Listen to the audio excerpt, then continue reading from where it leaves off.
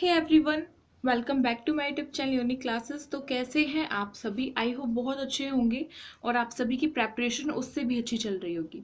तो आज हम अपना एसओएससी जो है उसके एंट्रेंस एग्जाम की प्रेपरेशन क्लास लेने वाले हैं फॉर क्लास 11th। ठीक है, क्लास 11th के बच्चों के लिए है, साथ ही साथ 11th में भी जिन्होंने अपना स्टैम लिया है उनके लिए है ये। और स्टैम में भी किसके लिए है?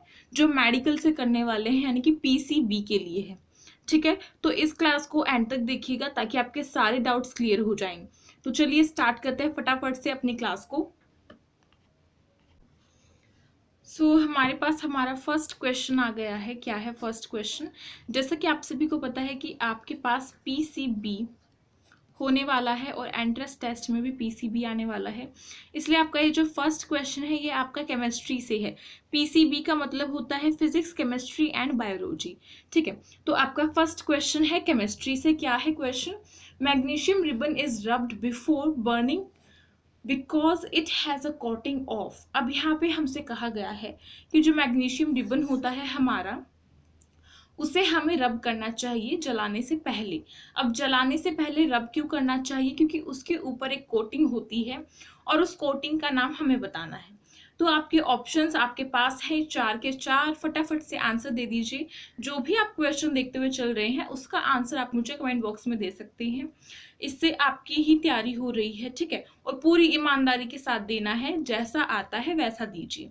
ऐसा नहीं है कि आप किसी बच्चे का देख के दे रहे हैं या फिर क्रोम से निकाल के दे रहे हैं। किसी को भी यहाँ पे कोई अवार्ड नहीं मिलने वाला है, आप बस अपने आप को टेस्ट कर सकते हैं। ठीक है, तो आपका फर्स्ट ऑप्शन है बेसिक मैग्नीशियम कार्बोनेट, सेकंड है आपका बेसिक मैग्नीशियम ऑक्साइड, थर्ड है आपका basic magnesium sulphide and fourth है आपका बेसिक मैग्नीशियम क्लोराइड। तो आपका करेक्ट आंसर क्या है? Option number B. क्या है? Option number B is your correct answer. ठीक है, जो मैग्नीशियम ऑक्साइड है उसकी लेयर होती है उसके ऊपर, उसकी कोटिंग होती है मैग्नीशियम रिबन के ऊपर, इसीलिए हमें मैग्नीशियम रिबन जलाने से पहले उसे रब कर लेना चाहिए। ठीक है, नेक्स्ट क्वेश्चन देखते हैं। नेक्स्ट आपका क्वेश्चन दोबारा से केमिस्ट्री से ही है। क्या है? Oxidation is a process which involves.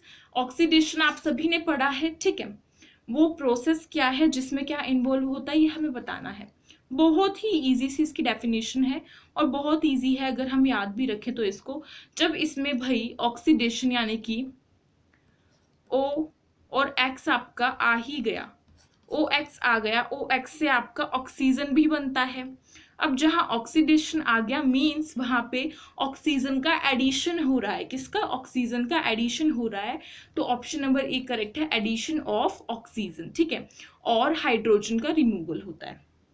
Next class question देखते हैं। नेक्स्ट आपका क्वेश्चन है क्वेश्चन थर्ड, ये भी आपका केमिस्ट्री से ही है। क्या है?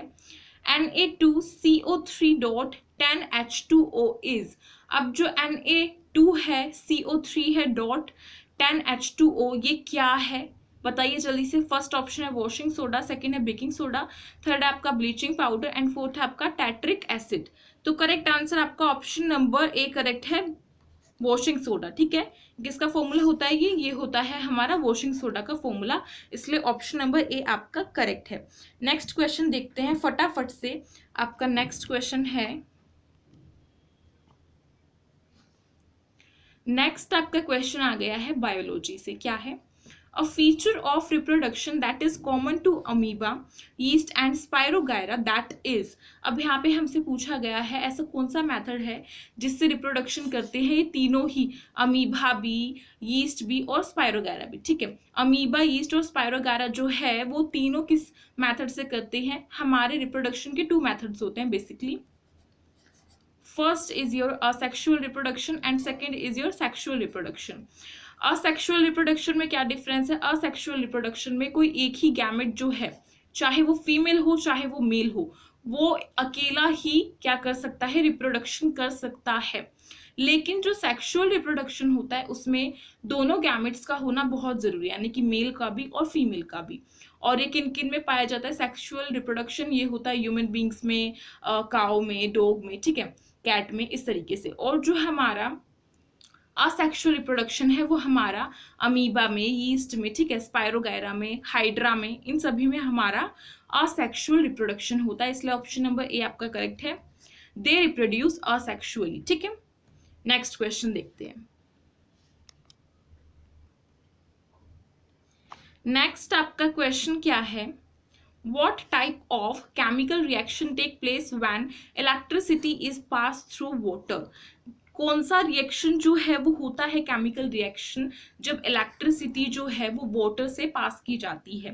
तो आपका फर्स्ट ऑप्शन है डिस्प्लेसमेंट, सेकंड है आपका कॉम्बिनेशन, थर्ड है आपका डिकम्पोजिशन, फोर्थ है आपका डबल डिस्प्लेसमेंट। तो correct answer option number C है। ठीक है, डिकम्पोजिशन से होता है, ये वही मेथड है। कौन सा रिएक्शन है? Chemical reaction. Decomposition chemical reaction है जब वाटर से इलेक्ट्रिसिटी पास की जाती है। और आपको इसकी इक्वेशन भी पता होगी आई थिंक, क्या होती है? फटाफट से इसकी इक्वेशन बता दीजिए कमेंट बॉक्स में, मैं भी बताती हूँ। इसकी इक्वेशन क्या होती है हमारी? 2H2O। ठीक है, जब ये टूटते हैं, यानी कि अकेला है, ये टूट के हमें जब दो प्रोडक्ट देगा, ये अकेला रिएक्टेंट है, ये टूट के हमें जब दो प्रोडक्ट देता है उसको हम डिकम्पोजिशन रिएक्शन अपना बोलते हैं। ये तो आप सभी को पता है।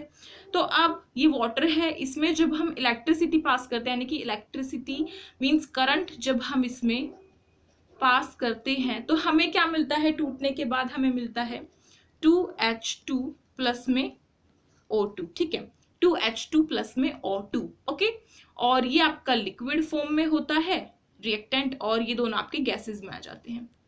क्या होते हैं? गैसेस में हो जाते हैं। तो ये आपकी पूरी पूरी इक्वेशन है, यहां से मैंने आपको समझा दिया। नेक्स्ट क्वेश्चन देखिए। नेक्स्ट आपका क्या है? Which of the following is an autotroph? कौन से जो हैं, इन चारों में से कौन से ऑटोट्रॉपिक हैं? तो ऑटोट्रॉपिक कौन होते हैं? जो अपना खाना स्वयं बनाते हैं, खुद बनाते हैं। अब काफी बच्चे सोचेंगे कि भाई हम भी तो अपना खाना खुद ही बनाते हैं, ह्यूमन बींग्स भी तो अपना खाना खुद ही बनाते हैं, हमारे लिए कोई और थोड़ा ना बनाने आता है खाना। लेकिन नहीं, जो खाने का मटेरियल है, जो रॉ मटेरियल है हमारे पास खाने का, फॉर एग्जाम्पल आपके वेजिटेबल्स हो गए, जैसे कि अनियन है, पोटैटो है, चिली है, ठीक है, ये सभी हमें कहाँ से मिलते हैं? किसी और से हमें लेना पड़ता है। कहाँ से मिलते हैं? ये सभी हमें मिलते हैं ट्रीज से। कहाँ से मिलते हैं? ट्रीज से, है ना।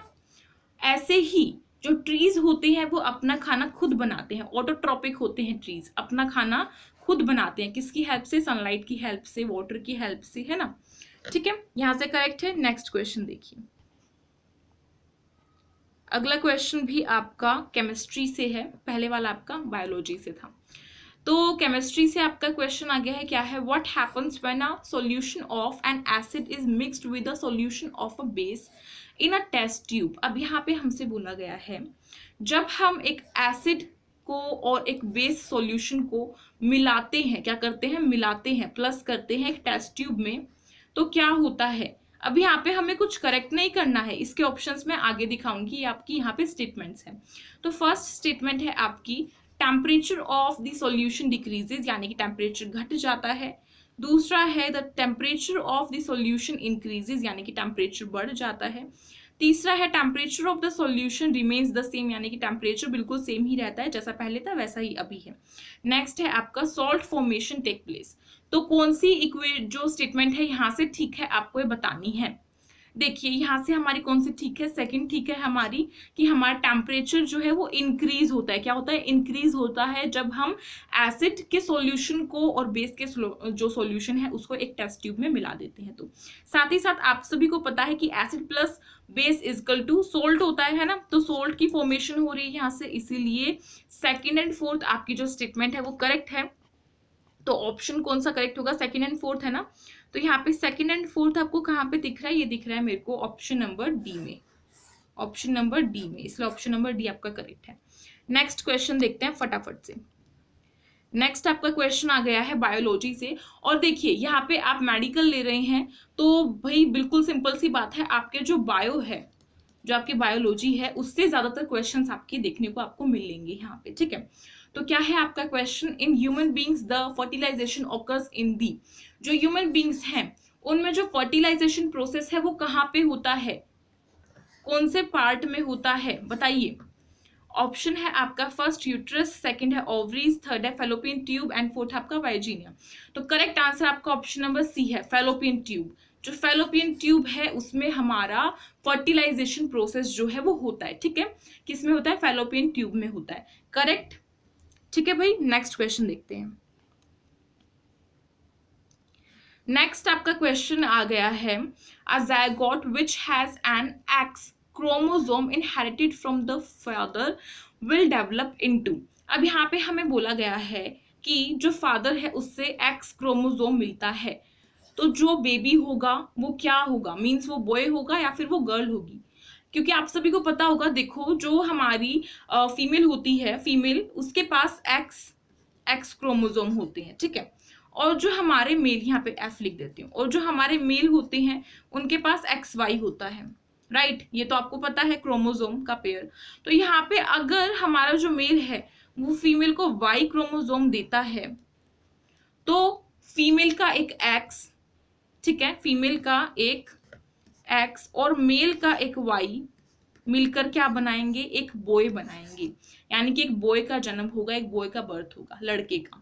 लेकिन अगर एक मेल जो है वो फीमेल को एक्स क्रोमोजोम देता है, और फीमेल के पास तो एक्स एक्स है, तो कोई ऑप्शन ही नहीं है, उसको तो एक्स ही देना पड़ेगा, तो एक्स एक्स मिलकर क्या बनाएंगे, एक लड़की, एक लड़की का जन्म होगा जब एक्स और एक्स जो है वो मिलते हैं, ठीक है, एक्स एक्स, सिंपल फंडा, बिल्कुल करेक्ट है।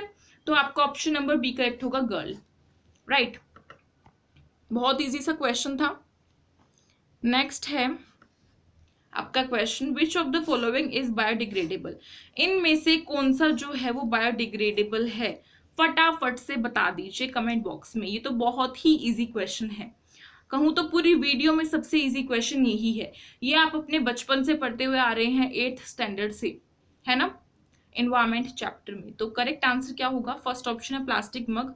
तो प्लास्टिक तो कभी भी बायोडिग्रेडेबल नहीं हो सकता, इसलिए कट। सेकेंड है लेदर बेल्ट्स, यस, लेदर की जो बेल्ट्स होती हैं वो हमारी बायोडिग्रेडेबल होती है। बायोडिग्रेडेबल का मतलब जिनको नहीं पता है बता देती हूँ, बायोडिग्रेडेबल का मतलब वो होता है जो आसानी से हमारी सोइल में कंपोस्ट हो जाते हैं, यानी कि आसानी से गल जाते हैं, फॉर एग्जाम्पल 1 मंथ में, ठीक है, 1 मंथ में या फिर 1 वीक में, ठीक है, इस तरीके से जो गल जाते हैं उनको हम बायोडिग्रेडेबल बोलते हैं। और जो प्लास्टिक होती है, प्लास्टिक बैग्स हो गए, हमारे सिल्वर फॉइल हो गए, ठीक है, जो सिल्वर फॉइल होता है, और आयरन नेल्स हो गए, यानी कि लोहे की जो कील होती है, वो नॉन बायोडिग्रेडेबल होती है। नॉन बायोडिग्रेडेबल जो आसानी से मिट्टी में नहीं गलते हैं, ठीक है, जैसे कि प्लास्टिक है, प्लास्टिक पॉलिथीन है, वो क्यों मना की गई थी यूज करने के लिए, बिकॉज वो आसानी से नहीं गलती है। अब भाई गले नहीं गी तो उसको फेंकेंगे कहाँ पे, इतनी जगह तो नहीं है हमारे पास, हमारे इंडिया में इतनी जगह तो नहीं है, या फिर कहूँ पूरे वर्ल्ड में इतनी जगह नहीं है कि हम एक अलग से जगह बना दे बहुत बड़ी सी, कि यहाँ पे वही प्लास्टिक के जो पॉलिथीन्स हैं वो हमने यूज की हैं गंदी, और वो यहाँ पे डाली जाएगी, नहीं, बिल्कुल भी नहीं। अगर ये जगह हमने इनको दे दी, कूड़े कचरे को दे दी, तो हम रहेंगे कहाँ पे, और काफी सारे स्कूल्स और हॉस्पिटल्स हैं वो कहाँ पर बनेंगे, है ना।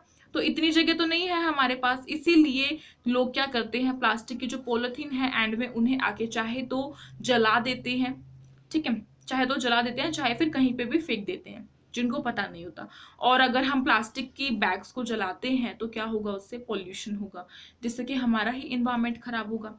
तो अब तो आपको क्लियर हो गया होगा, इसलिए प्लास्टिक पे तो भूल कर भी नहीं करेंगे। नेक्स्ट आपका क्वेश्चन आ जाता है, क्या है, the embryo in human gets nutrition from the mother's blood with the help of a special tissue called।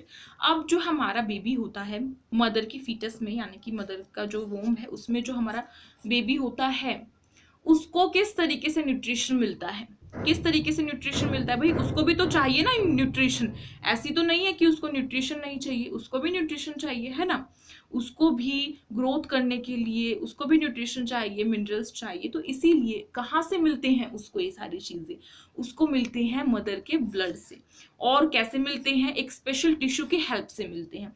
अब उस स्पेशल टिश्यू का नाम ही हमें बताना है, तो उसका नाम होता है प्लेसेंटा, इसलिए ऑप्शन ए आपका करेक्ट है, प्लेसेंटा करेक्ट है यहाँ से, प्लेसेंटा। नेक्स्ट क्वेश्चन खत्म हो गया, हाँ, अब मिलेंगे नेक्स्ट क्लास में, ये आपकी क्लास नंबर 1 था, ठीक है। क्या थी, क्लास नंबर 1 थी। सेकंड क्लास यानी कि क्लास नंबर 2 में मिलेंगे। तो अच्छी लगी हो तो लाइक कर दीजिएगा। आई थिंक अब तो बोलने की ज़रूरत नहीं है। साथ ही साथ अपने फ्रेंड्स में शेयर कर दीजिएगा भाई, और न्यू है तो सब्सक्राइब कर लीजिए। साइड में जो बेल आइकन है उसे प्रेस कर दीजिएगा, जिससे कि न्यू वीडियोस की नोटिफिकेशन आती रहे। और अगर अभी तक आपने हमारे टेलीग्राम ग्रुप को ज्वाइन नहीं किया है तो फटाफट से जाके उसे ज्वाइन करो। लिंक डिस्क्रिप्शन बॉक्स में है, फटाफट, बहुत फास्टली, क्योंकि वहाँ पे जो भी इंफॉर्मेशन होती है वो आपको झट से मिल जाती है, ठीक है।